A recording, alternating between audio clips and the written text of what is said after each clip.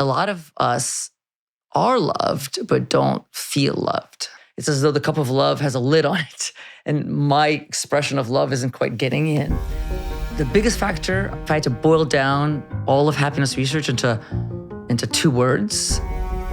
Are there people who are just born unhappy and they're screwed? Or is there something you can really do? You know, on this podcast, we talk a lot about longevity, but what's the sense of living to 100 if you don't enjoy the journey? So for my next guest, I have Sonja Lyubomirsky from the University of California, Riverside. She's a real scientist. She's a doctor of happiness. She spent her entire career studying happiness, how to get more of it, the myth of happiness. But her true gift is communication. She knows how to take the reams and reams and reams of studies and make it actionable for you. She's going to tell us the 5 things that work the best for living longer. And for me, I think the most powerful tip is how to have a conversation. So stay with us. I feel so privileged to have you. First of all, we've known each other for over a decade. And 20 years at least. Oh my God, 2 decades. 20 years. And I consider you a great friend, but also you're one of the rare happiness scientists who does a real research, but you have a real gift for communicating.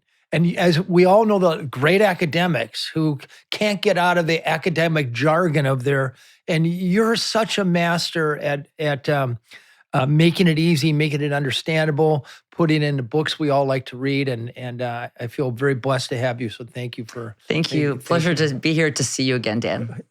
Just to sort of start from the beginning, because I think you have such an interesting genesis story of why you even got into happiness and that relationship with your mother. I just think is instructive for those of us who have complex relationships with our parents. Well, I'll actually come back to college because my advisor from college visited me a few years ago. So that was like 30 years later. And I said to him, I started to be interested in happiness in grad school. And he said, no, it was in college. You used to talk about happiness. You used to talk about your mom.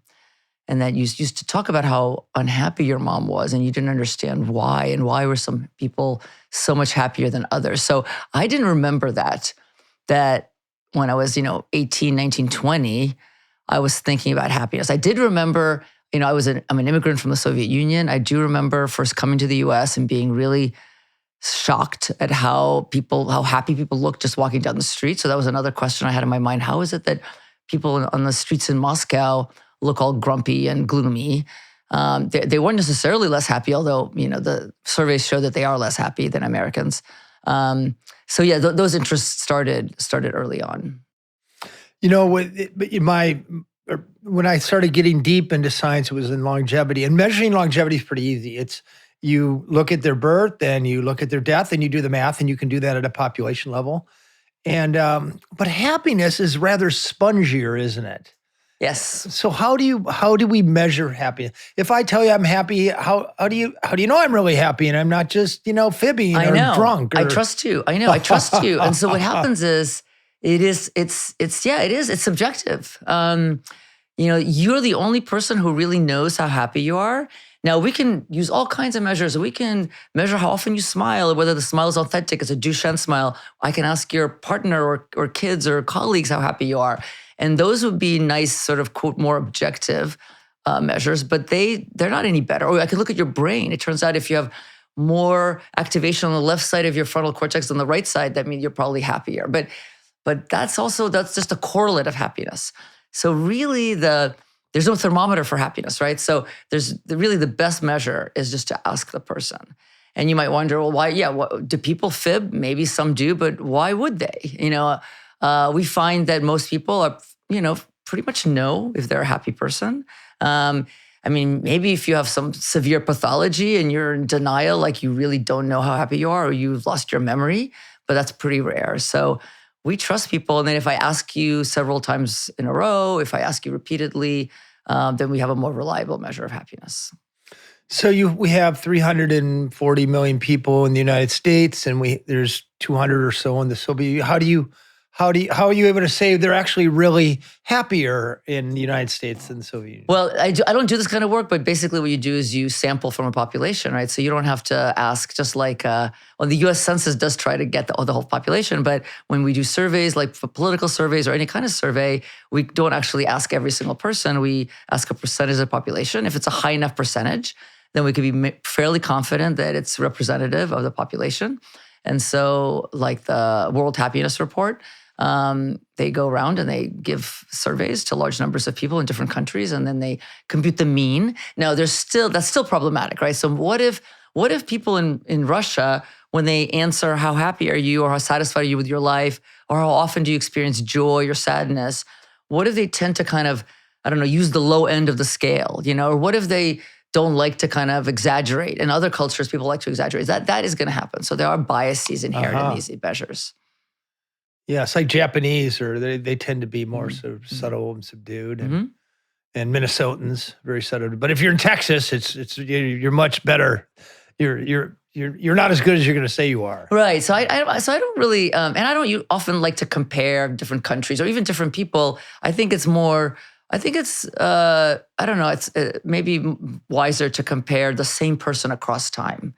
And so in our research, we do what we call happiness interventions, where we kind of encourage or assign people to do certain activities to see if that would make them happier. And then we measure that a person's happiness over time to see if it changes over time. So there's problems with that as well, but at least you have the same person filling out the same measures. So we hope that they're not going to change how they respond to the scale across a week or a month or a few months. In longevity, only about 20% of how long you live is dictated by your genes by looking at populations. What is it for happiness? Are we born happy or unhappy, or how do you think about that? Well, first of all, 20% is surprisingly low, but that's so interesting. Yeah, surprisingly low. There's lots of research on behavioral genetics research, where they're comparing identical and fraternal twins, that work. Lots of studies show that basically identical twins are much more likely to be similar in their happiness levels than our fraternal twins, and the heritability coefficient tends to be sometimes as high as 0.5, sometimes from 0.3 and 0.4. So that's it is higher than 50%. 20. Yeah. So it is higher, but again, I want to make sure that people don't misinterpret that number. It's a number that says something about populations, a population, not a person. It doesn't mean that 50% of your happiness is genetic. It sort of means that when you look at variance in a population, it explains how much variance there is. So one way I try to explain it is like, imagine you're sitting in a movie theater there's 100 people in the movie theater, and they all kind of differ in how happy or unhappy they are. And imagine that we all turn them into genetic clones of each other. So their DNA is all the same. They're all like identical twins of each other. They would still vary in their happiness levels, but that variance would be reduced by about 50% or 30 or 40%. That's a great metaphor. Thank you. Yeah, it's a great. You can do the same thing with longevity, but use 20%. Yes. Yeah. I'm gimmick infringement here. I'm going to take that one. But still, I mean, getting to happiness, and I know your expertise is what science tells us about increasing our happiness, which is something psychologists haven't focused on until Marty Seligman, I think, or thereabout. But are there people who are just born unhappy and they're screwed, or is there something you can really do if you just wake up and you just see the world half empty all the time? Well, again, we were just talking about how part of the variance in happiness is explained by genes. So I do think that there are people, when you look around, you have friends and neighbors and family members that just seem to be kind of born less happy than others. That for some people, it seems to come easy to be happy, and for others, it doesn't. So I think of it as like a set range. So that some people's set range for happiness is like between 2 and 7, and for others, it's between like 5 and 10. But it doesn't mean you can't move around that set range. Maybe you even can go around, both high and low. It just means you have to put more effort into it if you're kind of unlucky. And that's true for almost any other human trait, right? I mean, it's true for weight. It might be true for blood pressure. Like almost every human trait has a heritable component. So again, so I think some people are born kind of on the unhappy side. And if they're willing to put in the effort and they have the motivation, they can become happier, but they have to put the work in. I want to get to how to become happier, but first I want to start with the myths of happiness. Do you recognize this author? Yeah, that's me. Yeah. Fantastic book. What should make you happy but doesn't? What shouldn't make you happy but does? New York Times best-selling author. What are some of the biggest myths? So many. I think that the book focuses on how a lot of us think that changing our circumstances is going to make us happier. So when I think about like, I'm not happy now, but I'll be happy when I move to that city I've always wanted to live in, or I have a baby, or I get that boyfriend that I want, or I get that job that I've always wanted. I make more money. Now, those things do make us happy, but they don't make us as happy as we think they will. Partly because of our genetic, heritage, but also because of sort of everything else we do. So if I'm an unhappy person in LA, when I move to Minneapolis, maybe the environment certainly makes a difference, but I'll bring some of those habits and, behaviors with me to the other city. And so I'll still be a little kind of the same person. And the other thing that happens is called hedonic adaptation, that we tend to adapt pretty quickly to positive changes in our lives, right? So when we get a better job, at first we're really excited. It's wonderful. But then over time, we kind of go back to baseline. So for example, getting married makes people happier. But there's a big study out of Germany that showed that the average person who gets married, they get much happier sort of when they get engaged and then the wedding year, but then they go back to baseline. And it takes an average of 2 years for people to get back to baseline after they get married. Now, the baseline is probably already pretty high. That's not true for everyone, but the idea is that we tend to adapt to positive changes in our lives. So the lesson is that, now, of course, sometimes like a new relationship or a better job or living in a new place is really going to make a significant, substantial, durable shift in your happiness. But I think we focus too much on those changes in circumstances. We sort of count on them. We depend on them to make us happy, when really it sounds like such a cliche. Happiness is really inside of us more than it's outside of us. I mean, unless we live in a war zone, or we're in an abusive relationship, or we're poor, of course, those circumstances are gonna make us happier. I wrote this book, The Blue Zones of Happiness, and I tried to understand the sort of external forces that when people move from Soviet bloc countries to Denmark. Soviet bloc countries are generally unhappy. Denmark is a pretty happy place. Or from areas in Africa and Southeast Asia to Canada, which is pretty happy. Within about 1 year, they report the happiness level of their adoptive home. And they don't change as humans. They don't, their sexual orientation doesn't change, and their age doesn't change, and their religion often doesn't change, but all of a sudden, boom, you sometimes see a doubling of their happiness. And I'm just wondering how would you unpack that? Yeah, idea? no, and that's an amazing finding, and it's not surprising at all, because you're talking about pretty extreme situations, right? Like from African countries to Canada, right? From Soviet bloc to Denmark. But I assume most of your listeners aren't in those situations. And I think if you're so absolutely, if you're changing your environment that drastically, your happiness is going to change either up or down, right? Because what if you're moving from Canada back to the more harsher places to live? But your average listener, who maybe is already sort of comfortable enough, right? So they have basic security and safety and shelter, they have their basic needs met, and then changing their circumstances may not change their happiness in a durable way. Again, unless they're living in really poor conditions, or in their really bad relationship. Yeah, well, there are, you look at the WBI, or the Well-Being Index from Gallup, and there's pretty enormous variation between the areas in the United States where people report high levels of subjective well-being and very low. And you could see very pronounced differences in those environments. Environments where people report higher levels of happiness tend to be walkable.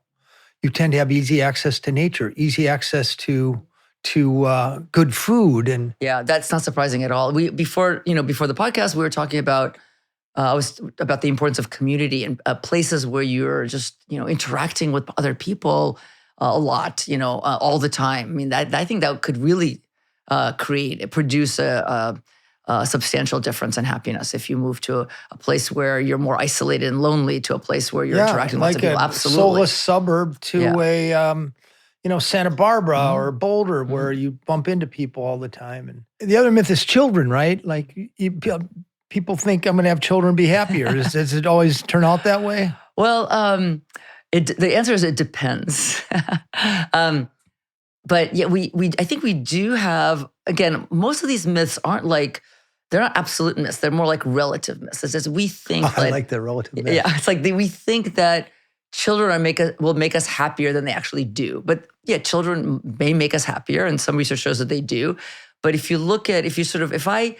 I go into a movie theater of 100 people and 50 of them have children and 50 don't have children, the ones that have children are not going to be happier than the ones who don't have children, sort of on average, if I just kind of randomly choose interesting. them. But of course, people who have children are a little bit different than those who don't. This is all correlational findings. We actually did a study. We find that parents are not happier than non-parents, but parents do report more meaning in their lives. So that's interesting. That wasn't a huge study, but that was interesting.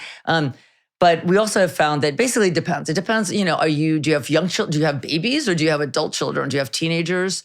How much money do you have? Are you married or are you single? How old are you? Did you have children when you're young or older? Do your children have a lot of problems? Turns out, not surprisingly. That's huge, right? If you have children with lots of problems, you're not going to be happy. There's a saying, a Jewish mother is only as happy as her least happy child. That works for the Italians too. Right. Of course it's true for all parents of all ethnicities and religions. You have one child who is having, whether it's mental health or physical problems or bullying, or, you're going to be unhappy. So, but that doesn't mean you don't have children, right? Just kind of like going into a romantic relationship where there's joy and pain. You don't sort of give up on romantic relationships. It depends. Depends whether you're going to be happier as a parent. Depends on a lot of factors, and many of them you can't control. As a National Geographic explorer, I spend most of my life on the road. I like to say my main residence is a backpack, but actually I also have a real home. And because I'm not there most of the time, I usually host on Airbnb while I'm away. Next month, in fact, I'm taking a team of scientists to Sardinia where we found a new blue zone. And while I'm away, my home will be on Airbnb because it makes sense. And the income I make off of that covers most of my expenses. So I'm a big fan of Airbnb and how it solves a big corner of my little universe. Your home might be worth more than you think. Find out how much at airbnb.com/host. I remember reading something that was attributed to you and Ed Diener. Bless his soul. Yeah. A good man. I'm one of the better happiness experts. He founded the field of the science of happiness.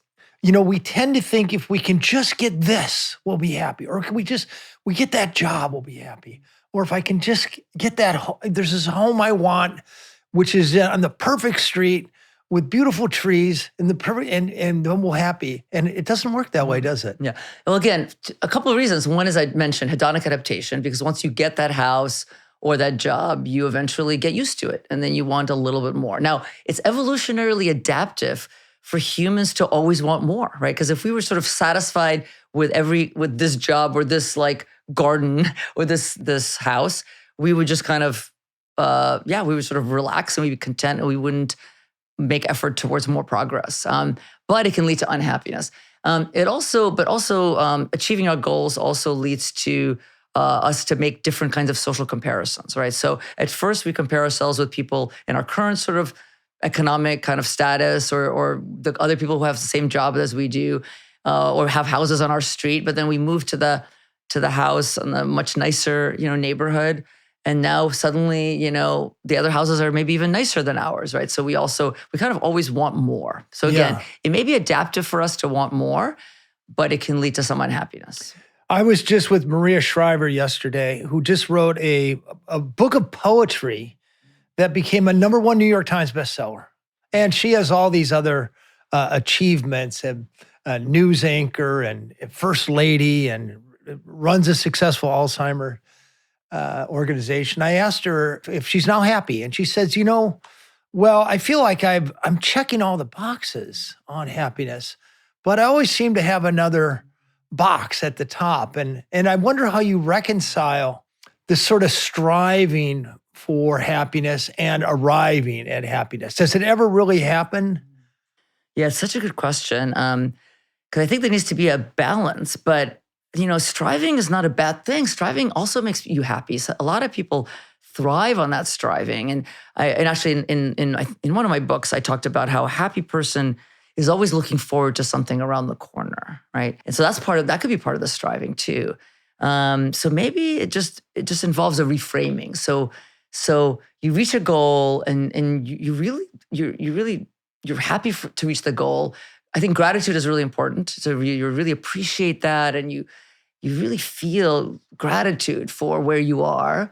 But then it's great to sort of have a new goal. Yeah. Maybe you want to make the world a better place. You want to improve people's lives, or you want to make your child happier, and that's your next goal. So as long as you're not like always dissatisfied because you haven't reached the next goal, but you could be sort of full of gratitude for where you are, but also excited to climb that ladder further and reach the next goal. Sort of with excitement, it's a challenge, it's opportunity, but it's not dissatisfaction. It's more of a challenge and opportunity.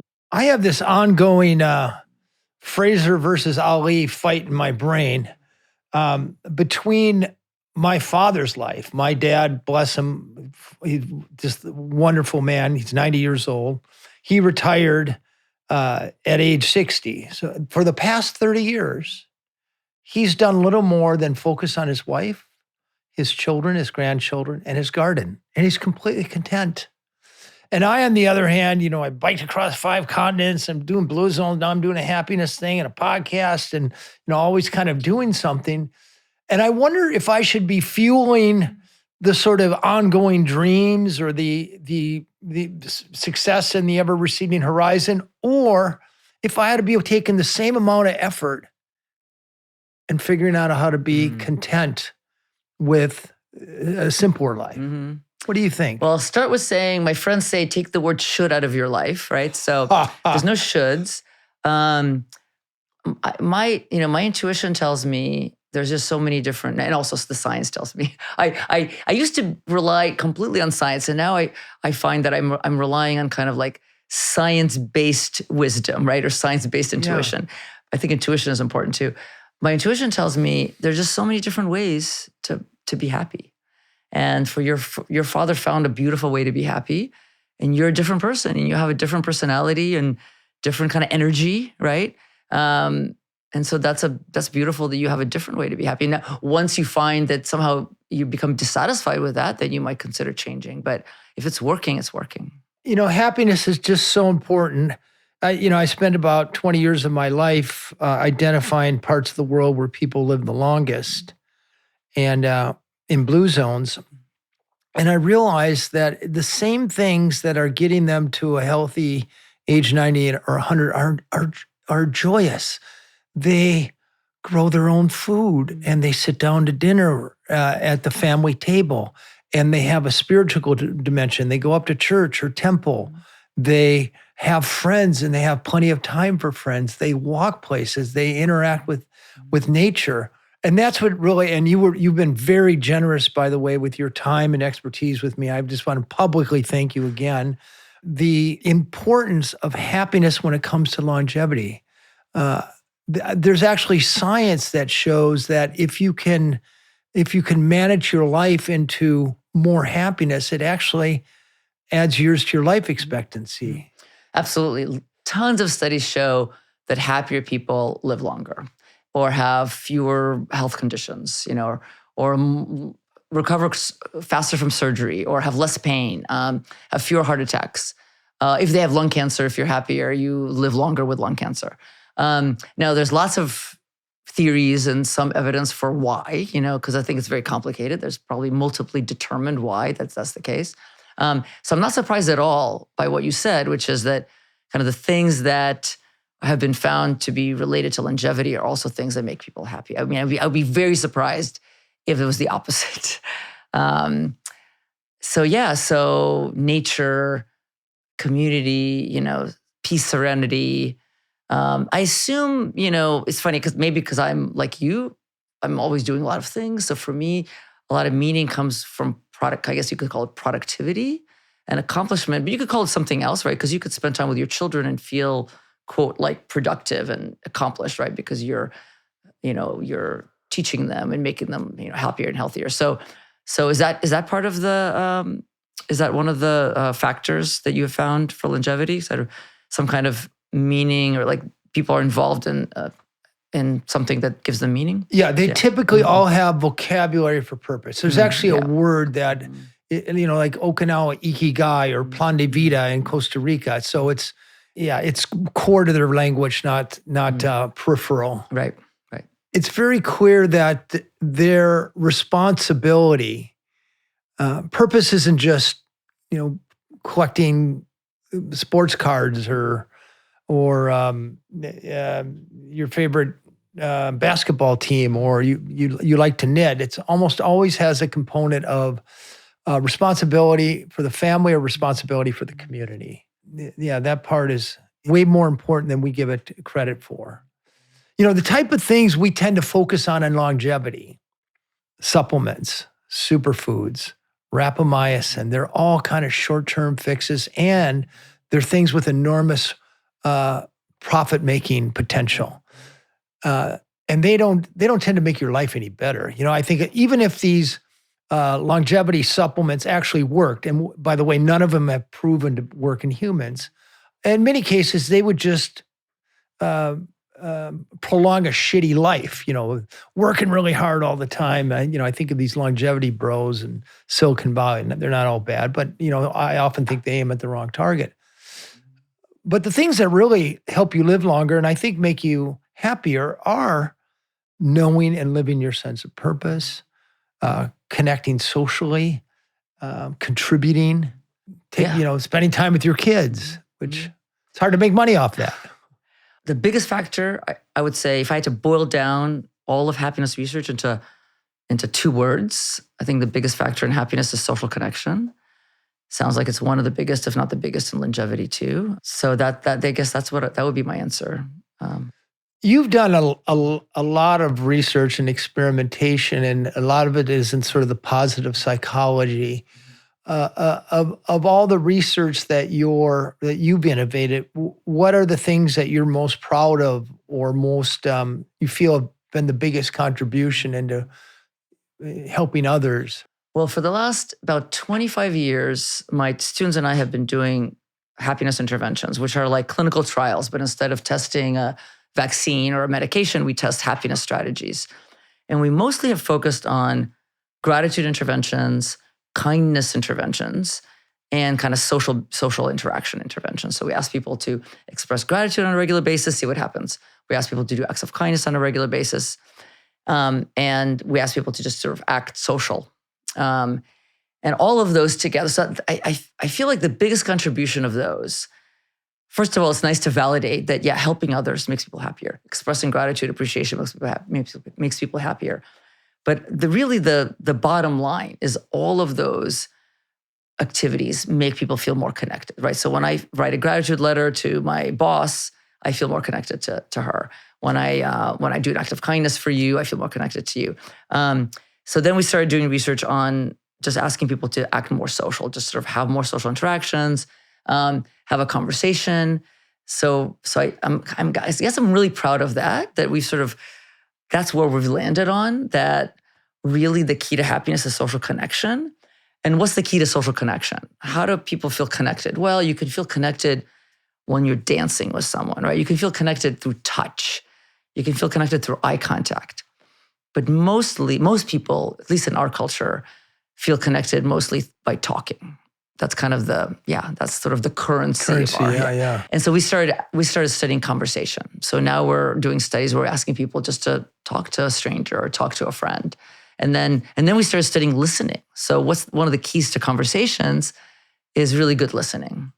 And I have a new book with my colleague Harry Reese coming out in February 2026 called How to Feel Loved. And in that book, we're going even deeper into sort of how to have conversations, how to change your conversations in a way that makes you feel loved and makes the other person feel loved.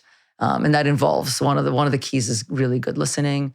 Another key is curiosity, showing real genuine curiosity in the other person. I mean, how often does that happen? Actually, it doesn't happen that often. Last time you went to a party, when was the last time you went to a party or a dinner and someone was so curious about you, right? They just couldn't wait to hear your story, right? Yeah, it doesn't you can tell when often. It's fake too. Yeah, but really genuine. You can't really fake the genuine curiosity. Yeah, and then also really sharing your full self with people, sharing vulnerably, because most of the time we try to impress each other, right? Think of like a first time you meet a new colleague, client, or a date, people are sort of talking about themselves because they want to come off as kind and funny and smart. But that doesn't forge a connection. I might be impressed when you're telling me about all your accomplishments or making jokes, but I'm not necessarily going to feel connected to you. So what makes me feel connected to you is if you share a little bit more of your sort of real self. Well, I don't like the word real self. Okay. All right, we'll just do a little test here. So make me feel more connected to you. So we could talk a little bit more vulnerably, I guess, about our lives or what we're thinking and feeling. So, for example, I might ask you or I might share with you some things that we're struggling with. So I can start. I'll start. Yeah. So struggling with? Really? One of my biggest struggles actually is anxiety. So I'm a very mentally healthy person, but I do have anxiety. It's not like clinical levels, but I definitely have anxiety. And I feel like it's, quote, rational anxiety in that I'm just juggling so many balls in my life. Like I think almost anyone would be anxious, sort of trying to do so many things. But it does sometimes interfere. It interferes with me sort of being fully present sometimes, right? Because I'm thinking about all the things I have to do. Yeah. So what about you? Well, I'm here in Los Angeles and having this fabulous conversation with you. But, I realize my aging parents are in Minneapolis and my kids, who are adults. But I often have some guilt about not spending more time with. They don't need me, by the way, necessarily. Though I often carry around guilt that I should be spending more time with my family, having Sunday dinners every Sunday like I had as a little kid. So I think, well, maybe the most important role I have, I'm not doing a very good job of it. So that's my vulnerability. I think it's such a brilliant title, How to Feel Love, because you'd think a title, How to Love, is more kind of the self-help, but it just completely flips the script, doesn't it? Yeah, and by the way, I think one reason it's called How to Feel Loved, we're really focusing on feeling loved, again, as a key to happiness, is that we all want to feel loved. Most people, if you ask them, have at least one relationship in their life where they want to feel more loved than they do. And it could be your adult child, it could be a friend, it could be a colleague, or there are times maybe during the relationship that you don't feel as loved as you want. And a lot of us are loved, but don't feel loved. So you can be loved, but not actually feel loved. You just might not be hearing it. Right, for whatever reason. One thought is you can think of sort of attachment, right? So we have this metaphor that people who are anxiously attached, it's like they have a cup of love that you're sort of trying to fill, right? So let's say you're anxiously attached and I'm like showing a lot of love for you and I'm filling your cup of love, but it has a leak in it. And so the love is kind of leaking out. And so you don't ever really feel as loved as you probably would. And if you're avoidantly attached, it's as though the cup of love has a lid on it. And my expression of love isn't quite getting in. And that's just one idea. That's a great metaphor. One idea. But yeah, a lot of people don't sort of feel as loved as they can be. So I think, obviously I think it's extremely important. We all want to feel loved. I think so many Americans right now don't feel alive, especially young men and even women. This personal impression, but I'd like to bounce them off of you. Number one, the much maligned social media and the handheld device, but also just the corrosive effects of affluence that we're never exposed to discomfort. We're always in a room that's air conditioned or heat it to 72 degrees. We're never more than a few steps away from some delicious, rich food. We in our cars about twice as much as we were in the 1980s. We don't have to have a conversation with anybody anymore because we can just pick up our phone and text them, or we have our headphones on. And I'm wondering if you think that this affluence is a dangerous thing, and if there's a way out of it. I think my answer is a little bit more nuanced, right? So starting with like our phones and social media, I mean, there are people who would not be connected at all if they didn't have the connection with their phone, through their phones or through social media. So I do think that kind of connection is better than not at all. But I certainly, there are ways that we're a lot less connected to others sort of on a daily basis that is impacting our happiness, or the young people just not learning basic skills of how to have a conversation. And maybe we're exaggerating it, but we certainly know plenty of examples. And one of my favorite examples is we used to, when we were kids, we would visit each other's houses and we would knock on the door, and like the mom or dad would answer. We'd say, "Oh, hi, Mr. Smith. How are you? Is Susie home?" And then we would talk to them. And now the kids don't do that, right? They just text the other kid and they come out of the house. I mean, they don't even have the experience of saying hello, right? So still, I meet lots of teenagers who have very good social skills.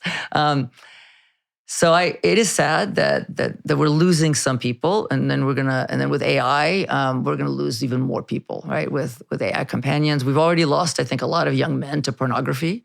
I think there's always going to be a subset of people we kind of lose to devices or to screens, but I'm optimistic that the rest of us really value actual real life social connections so much, and touch and eye contact, that we're gonna go back and like find those things again. Yeah. The loneliness numbers suggest the opposite, though. They've been growing since about 2011. Yeah. But this is where I think your research is so powerful, and your ability to put it in actionable strategies. And one of the things you write about that I really want to highlight here, just go a little bit deeper, is the power of conversation and how to have a conversation. I mean, we just modeled vulnerability, but what are the other components of people listening or watching us right now? Sure. What do you tell them about how to have a good conversation? Sure. And by the way, I did feel more connected to you when we were talking about our struggles. Really? Yeah. It really changed the energy. Yeah. It was hard for me to do that. Yeah. Thank you. I appreciate that publicly. I'll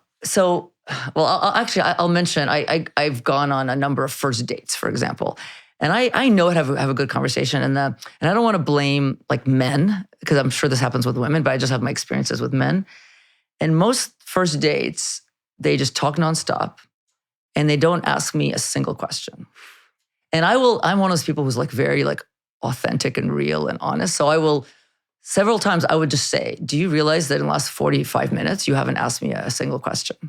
And some guys will get like really defensive, and I never see them again. But some are like, but then they're like, "Oh," and they get it, and like one guy said to me, "Wow," he's like, "You're right. I was nervous, and when I'm nervous, I talk too much." And that was a vulnerable thing to say. That's vulnerable. And that actually created a connection. But my point is actually not about men. It's not about dating. The point is that, and I kind of mentioned this again, that especially when we're getting to know people, we want to impress the other person. And we how do you impress? By talking and sort of showing how impressive you are. But that doesn't forge a connection. So we don't ask each other enough questions. And there's actually studies that show that people are afraid to ask questions. They think, especially kind of personal questions, we are afraid that we would be nosy or intrusive. And it turns out, maybe sometimes we are, but it turns out that on average, we actually want people to ask us questions. And so that's one of my main pieces of advice. Ask the other person questions, and even maybe deep questions, not necessarily about your deepest secrets, right? But about like real questions. I mean, they're so rare. I want people to ask me like, how are your relationships going? How is this going? People tend not to ask, maybe because they're afraid, that they think, "Oh, she doesn't want to answer that question." So ask questions, and ask them with curiosity, right? To find something that you're curious about. We almost always can find something authentically interesting about the other person. I meet a lot of people, and sometimes you're sort of stuck with people. Either you're at a dinner party and they're next to you. But I always, in my mind, I always say to myself, this guy might sell, State Farm insurance or something that I have zero interest in.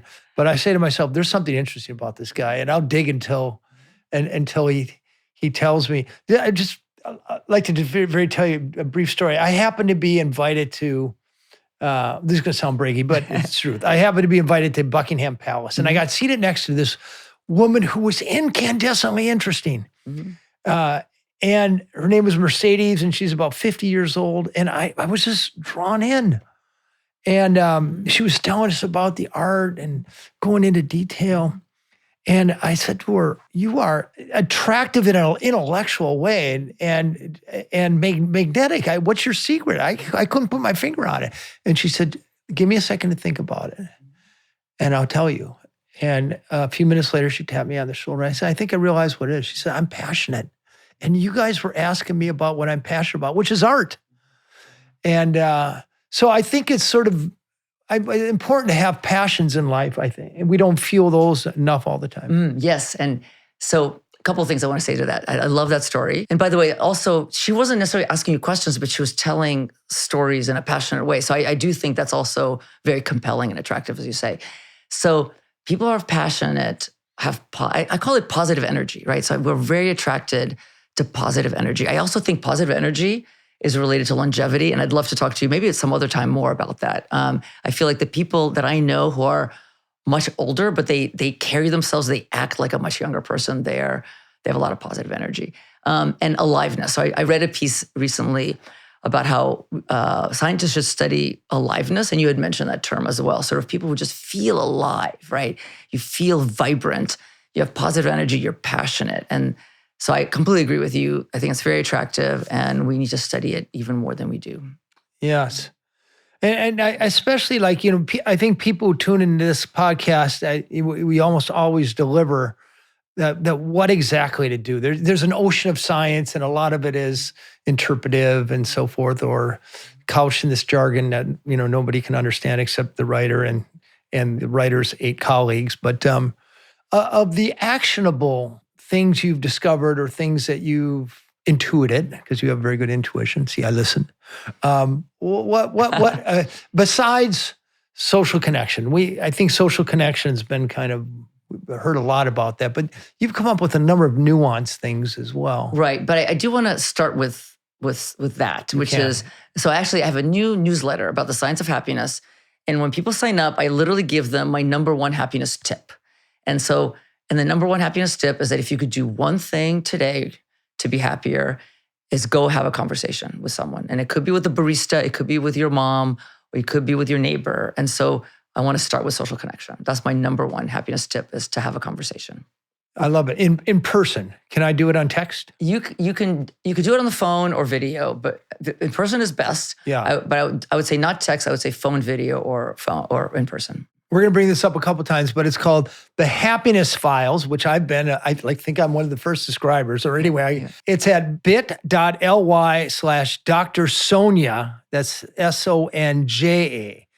bit.ly/Dr. Sonja. And you give me your email address, and it's free. And what I love about it, it's clearly written, and it's not really long, and it comes...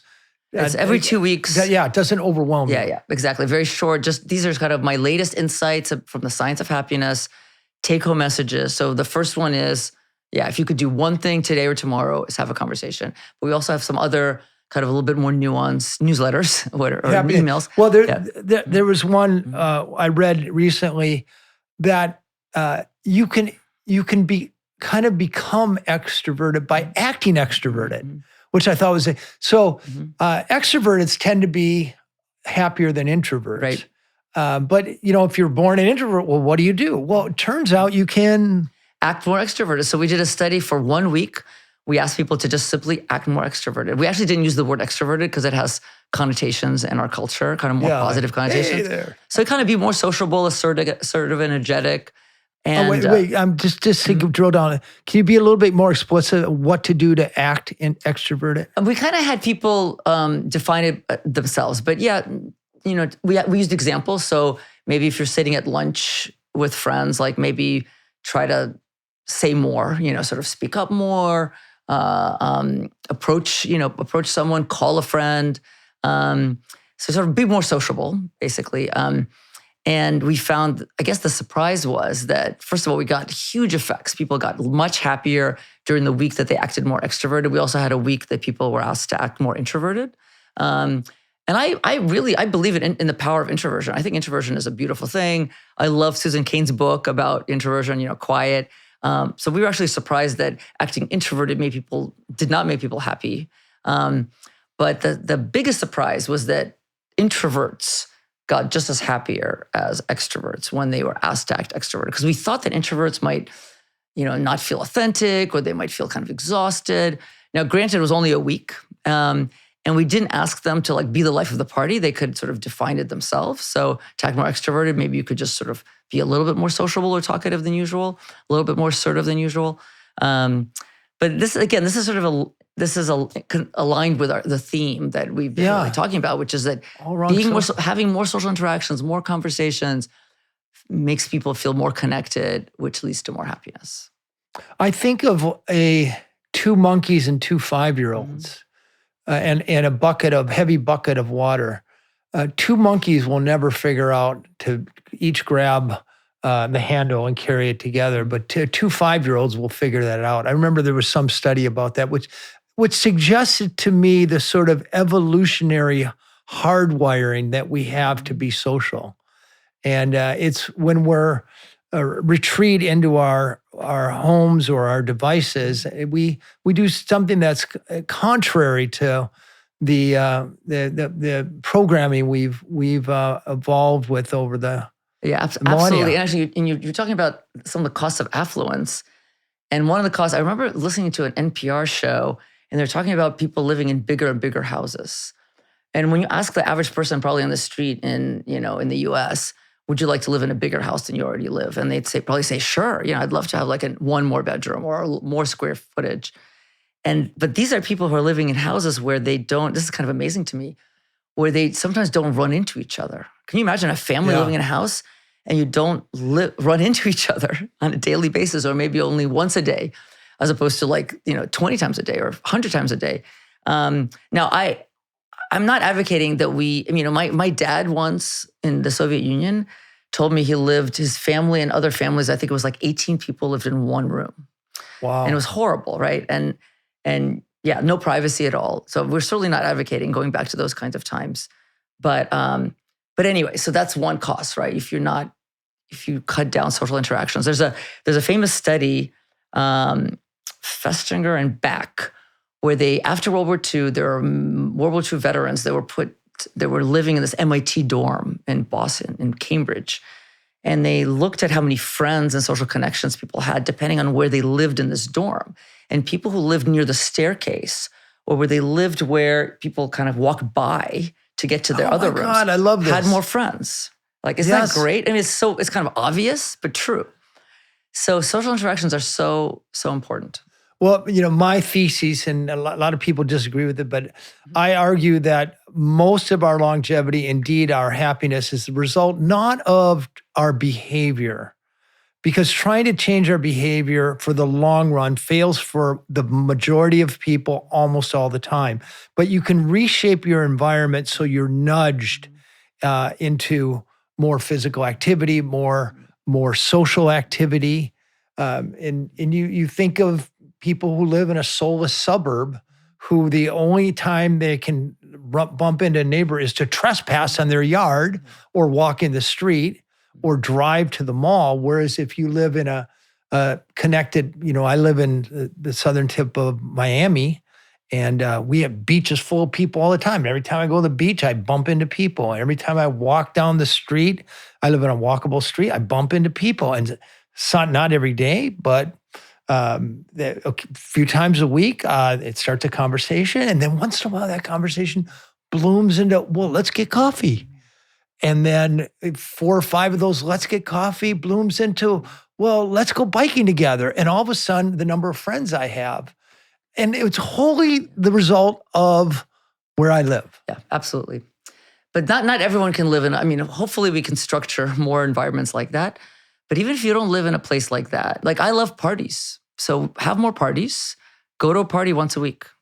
And if everyone takes turns, having some kind of social gathering, and maybe it's a regular thing, like, or have open houses. Happiness Files party. Yeah. Well, I'll come over to your house. Yeah. I have parties. I've been to one of your parties. It's a blast. I mean, I love parties. In fact, I have a student and a colleague who we're planning to write a paper about parties, a scholarly paper. I love it. And the idea is that, like, we think parties are like a microcosm of life. Almost everything that happens in life happens in parties, right? There's friendship, there's status, there's belonging, there's rejection, there's intimacy, there's sex, there's surprise, there's joy, there's jealousy, there's everything. Like in your parties. So it's a microcosm of life itself. I love parties, and of course that's where the social interaction happens. And people eat there too. Right. I'm being conscious of your time, but I do want to talk about money because it's such a complex idea, and I think so many people think that if I could just get rich, I'll be happy, and that's true to an extent, right? And then there's this.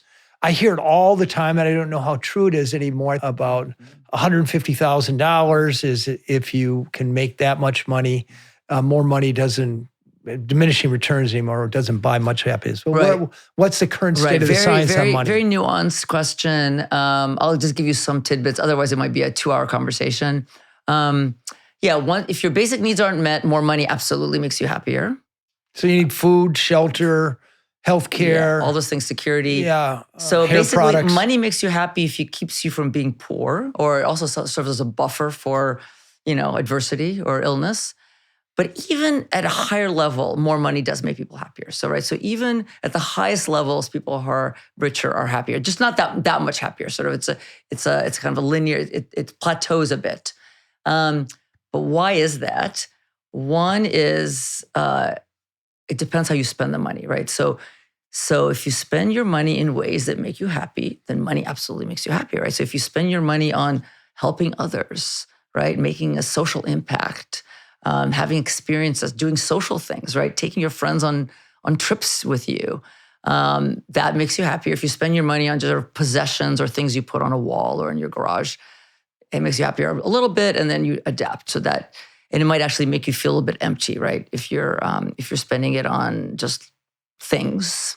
And the other thing that's really interesting, this is a more recent finding. It turns out that money makes you happier if you're a happier person. So if you're a happy person already, more money makes you happier. If you're an unhappy person, more money doesn't make you happier, which is really sad or depressing. And is there kind of a sweet spot amount that you should sort of shoot for? Well, there was a famous study that said, actually it was $75,000, sort of after 70. Yeah, that was... But it depends completely on where you live, of course. Yeah, or the and time. inflation. Of course. So in New York or LA, $75,000 a year is not going to make it. You'll be living with 18 other people in a room. Exactly. So you don't see, I can't tell you what the sweet spot is, but I just heard a talk that talked about how, after $10 million, people should, no one should make more than $10 million. Now, you could argue against that in a capitalist society, but the idea is that after 10, that's kind of extreme, right? But after 10 million, it's not going to make you happier to have 11 million or, $1 billion or 5 billion. But that's kind of an extreme situation. So I don't know what the sweet spot is. I think it's more important, again, how you think about money and how you spend it and what you spend it on. Well, let me ask you, and we're going to ask you to use your science-informed intuition on this. So after you've made enough money to have your needs taken care of, food, shelter, healthcare, education, some security, rank order, to spend your disposable income, giving it away to other people, buying a new thing, or buying a new experience, pursuing a hobby. How would you rank order those? Okay. And I would also add having a cushion for... Okay, yeah, it's great. Right? Great ad. You need to have some savings, and that'll just give you a sense of security in case something happens, right? Okay, so I would say the most important, what would make you happiest is giving it away to others that are really making the world a better place. And there are studies that show that, yeah, giving money away makes you happier than spending it on yourself. Giving away to others. Let's make that point. Yeah. Giving money away makes you happier than spending that money on yourself. Exactly. Now, Boy, if you're poor, say that's that not in a shopping mall. Yeah. So a famous study found that if they gave people $20 and they said by the end of the day, either spend it on yourself or spend it on someone else. And people were happier when they spend it on someone else. Number 2, I would say spending it on experiences. Well, hobby, those are kind of equally ranked, hobby or experiences. Number 3, I guess the last would be spending it on a possession, a new possession. Why don't possessions make us as happy? Because we adapt to them. They do make us happy at first, but you know, people who have possessions, they buy a new bag and they buy new shoes or they buy a new car, but then after a while they want to upgrade or buy a new iPhone. They want to upgrade to even a better, right? Car, bag, shoes, iPhone. Now, if you have enough money and you keep upgrading, then I guess you'll have that boost over and over again. It's like a cocaine addiction. It's like a dopamine hit, exactly. And when you think about our identity is really a sum of our experiences. It's not a sum of our possessions. Like I think it was Frank Lloyd Wright actually who said that we should be careful of not becoming janitors of our possessions, right? Like when you think about rich people, like they just amass a lot of things. So you're basically just a janitor of your possessions. Cleaning them and keeping them up. That's just all you're doing is you have all these possessions in your house and you're kind of taking care of them and you're making sure they're there. And is that a meaningful life? Now, of course, when I say experiences, it depends what the experience is. Well, I would like to highlight that great line you have that our identity is the sum of our experiences. Not a sum of our possessions. Not a sum of our possessions. Is that your? No, it's not mine. You should just take credit for it. I'm not sure, I'm not sure. Or maybe many people have said that. It's like when you think about the self, right? It's about all the experiences you've had, all the relationships you've had, the things you've done in your life, right? It's not about the things you've owned. But the Chanels of the world and the Guccis, they want us to think that our identity is the sum of our possessions. And I don't think I'm not saying there's anything wrong with having like a nice pair of shoes or a nice bag. And some people maybe are really happy by that, but it's just that. Sonja, by the way, is wearing very, very stylish sort of sandals. Sandals, yeah, but they're from Clark's and they're very inexpensive. But comfortable. Yeah, but comfortable, exactly. No, I mean, I like to buy a nice dress sometimes. So I guess everything in balance, everything in moderation. I love the idea of the Aristotelian, golden mean. Everything in moderation. Yes, I actually don't like that. You don't like that term. And I'll tell you why. When it comes to food, people say, well, I only had 2 strips of bacon for breakfast, and I only had 1 small burger for lunch, and the petite steak for... People don't... First of all, not all things... There's some things we shouldn't have or do at all. And secondly, it's so subjective of what is moderation that it's often wrong as well. Because even moderation, I think you should do in moderation. Okay, touche. Sometimes you should do something to excess. Yeah, of course. I was talking about sort of positive things. I remember once...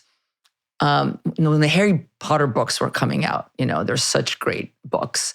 And I was reading to my 6 or 7-year-old, and I was just I started, and it's like a great thing to read to your young child. But I spent so much time reading to her that my husband said, maybe you should, not spend so many hours reading Harry Potter to our daughter.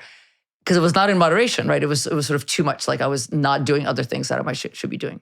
So anyway, good point. I would love to have that debate with you sometime about moderation. Yes, that'd be fun. We'll have it at a party. Yes, definitely. All right, so we have the myth of happiness. We have the how of happiness. Both fantastic books, consummately readable, with real science. With Sonja, we're not with a Instagram influencer. We're with a real professor, University of California, Riverside, one of the great experts in the field of happiness, which was barely a field when you got started. The new newsletter, the Happiness Profiles, at the URL is bit.ly/Dr. Sonja. That's Sonja with a J, free and wonderful. So you're a doctor of happiness. You put on like a white coat and a happiness stethoscope and my kids, when they were little, they called me a professor. Professor of happiness, I think, happiness professor. So I'm a professor, and I teach and I do administrative work, but most of my time is spent doing research. So my students sometimes wear white coats because sometimes we gather biological data, like blood spots or blood data. So we want to wear a white coat. But generally, I spend most of my time in meetings and writing and looking at data, analyzing data. I have PhD students and undergraduates who help me with the research. The PhD students are incredibly fantastic, and they do most of the work. But yeah, most of the time we are running experiments. So we're bringing human subjects in, and then we're assigning them different activities. Like we'll say, once a week, we want you to write a gratitude letter, or we want you to go and have a conversation with someone. We're running a study right now. For example, one of my students is running a study right now where we're asking people to have conversations on Zoom, either with a stranger or with a friend. Or we ask them to hang out on Zoom, either with a stranger or a friend. And then we're measuring happiness and other things before and after. We study lots of things. I have a line of research studying the social connection effects of MDMA, which is a substance also called Molly or ecstasy, because we find that's very connecting. We have one study actually compared MDMA to methamphetamine, found that they're pretty much equally connecting. We do that work as well. So we have lots of really exciting projects going on. It sounds exciting. Yeah. The plumber often has a leaky faucet. As a happiness doctor, are you happy? I am happy. I'm not sure if that's a coincidence, because sometimes people who are unhappy study happiness, right? Because they want to figure out, how to be happy. Maybe it's a coincidence. I'm not like happy all the time. I would say I'm more like maybe an 8 on a scale of 1 to 10. But yeah, I think I'm happy, and that's partly genetic. And from what you know of happiness or what you've learned, what do you put to work in your life that seems to, what's your formula, personal formula for happiness? There's many things we can do to become happier. But I'm just asking what Sure. And for me, definitely social connection is the biggest. I have a lot of friends whom I love and put a lot of time into. And I already mentioned, I love parties. I love connection. My kids, I'm actually a very physical person. I'm constantly cuddling with them. That really makes me happy. I have certainly hobbies and passions that make me happy. Gratitude is also something that I really value. I think I'm a grateful person, and I try to remind myself on a daily basis to really feel authentic gratitude. Do you have a gratitude journal? Well, I for a long time I didn't, but then I don't really love. Gratitude can look different for different people, right? Some people count their blessings. Other people write gratitude letters. I started to, I call it a good things jar. It's like at the end of the week, you put sort of good things in your jar, but it's just on my computer. I sort of write down at the end of the week good things that happen. I actually recently put it into ChatGPT. I put my whole journal of like a few years and asked it sort of, what are the themes that you see? Oh, interesting. It's actually very fascinating. So that's what I do is I keep a kind of a good things journal. Oh, I like that idea. Yeah, I recommend that. People here love takeaways, what they can actually do. So what would be the top 5 things that people could do to stack the deck in favor of happiness? Because I know we can't guarantee it, but more likely they'll be happy. All right. I hate that question, but I'll answer it anyway. Okay. Have more conversations. Because it makes me happy. Yeah. I'll answer it because it's like an act of kindness, right? Have more conversations, 1. Express gratitude, 2. Which is also about sort of positive thinking, kind of positive thinking, gratitude. 3, help others, do acts of kindness for others. 4, have a goal, pursue a goal, a passion, something. 5, I'll just say physical exercise. Oh, perfect. I was hoping you were going to say that one. That's great. I think there's this giant field of science, big universities funding.